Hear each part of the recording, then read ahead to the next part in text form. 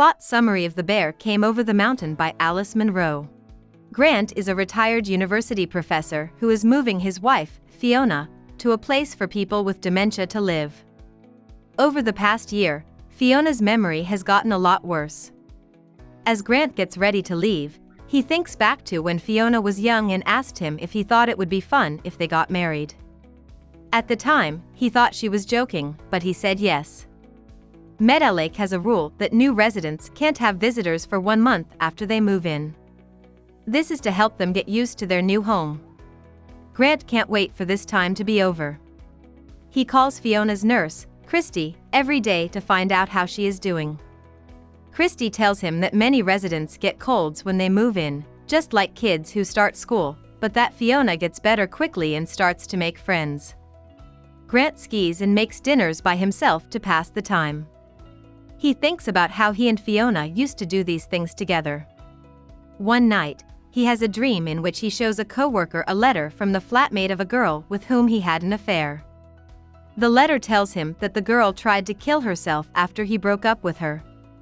Even though this colleague has a history of hooking up with students, in the dream he is very angry when Grant tells him about it. When Grant wakes up, he thinks about the dream and figures out what really happened.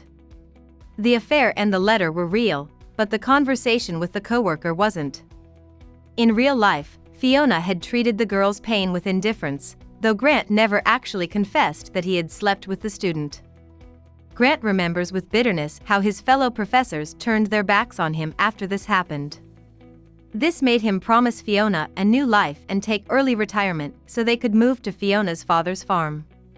Grant then thinks about his life as a womanizer, which he doesn't like being called. He thinks of other coworkers who cheated on their partners more often and gives credit to the emotional work he thinks he does for his lovers. He asks rhetorically if it would have been better for him to leave Fiona. He says that he continued to be an emotionally and financially supportive husband to her. He does admit, though, that his dalliances led to his early retirement and his family's move to the country. Grant is thankful that he was made to stop philandering, because he knows that it was just in time to keep him from losing Fiona, which would have been much worse. At the end of the month, Grant gets ready for his first trip to see Fiona. That morning, he has an excited feeling that he compares to the beginning of a new relationship. On the way, he buys a bunch of expensive flowers that are so showy that Christy, the nurse, comments on them when he gets there. She points Grant in the direction of Fiona's room, but Fiona isn't there. Christy doesn't seem surprised, so she takes him to the common area where he sees Fiona. He says that her face looks different and that she has put on weight. She has also had her long hair cut, but she doesn't seem to mind. Fiona is playing bridge with a man at a table. When Grant comes up to her, she talks to him in a friendly but distracted way. It's clear that she wants to get back to where she was sitting with Aubrey. While his wife is on vacation, Aubrey is staying at Meadow Lake for a short time. Grant asks Christy about their relationship, but she brushes it off by saying that new people in a town often form close bonds with each other. During her next visits, Fiona continues to be polite to Grant from afar, while she gets closer to Aubrey. They often sit in the conservatory, play cards, or walk the halls together. Grant talks about a turning point in his career when married women went back to school to enrich their lives. He was teaching Anglo-Saxon and Nordic literature at the time. One of these women was his first lover. Her name was Jackie Adams. Grant and her were together for a year before she moved away, and by that time, younger girls were also starting to go to college and were available for sex. Grant remembers how this change in the university's population led to scandals that got people fired or sent some professors to more liberal schools. Grant remembers that Fiona wasn't interested in this social scene, but it gave him a huge sense of well-being. When Grant comes back to Meadow Lake the next time, Fiona and Aubrey are sad. Aubrey's wife has come back from a long trip to Florida and is kicking him out of the house. Christy tells Grant that Fiona will get over Aubrey leaving, but Fiona doesn't believe her. She refuses to eat and won't get out of bed. The nurses start talking about Fiona using a walker or moving to a more intensive care part of the facility. This makes Grant want to talk to Marion, Aubrey's wife, about the situation. Marion invites him in, and they talk about their own marriages and how they take care of their children. Grant asks Marion why she doesn't send Aubrey to Meadow Lake full-time, assuming she's doing it to be noble. Marion quickly puts him in his place and explains why taking care of Aubrey at home is the better financial choice for their family.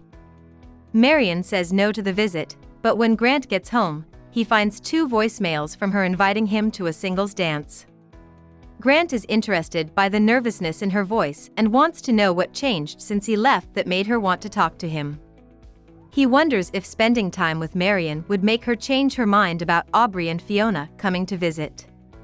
Marion calls again, and he listens to her next voicemail. In it, she asks if he called her back because she missed it. He decides to give her a second call. After some time has gone by, Grant goes to Meadow Lake to see Fiona. He brought Aubrey with him, but Fiona doesn't know who Aubrey is. She does remember Grant, though, and she's glad he didn't leave her at Meadow Lake. Grant says he never would have left her. About the author. Alice Laidlaw was her real name, and she was born in Huron County, Ontario. She started writing and publishing while studying English literature at the University of Western Ontario, but she left the program to marry her first husband, James Munro. Munro stayed married to James, with whom she has 4 children, until 1972. After that, she became a writer in residence at the University of Western Ontario. Munro got married to Gerald Fremlin in 1976, and they stayed together until he died in 2013. In the 1950s and 1960s, Munro wrote stories that were published in Canadian magazines and read on the CBC. Dance of the Happy Shades was Munro's first book of short stories. It came out in 1968.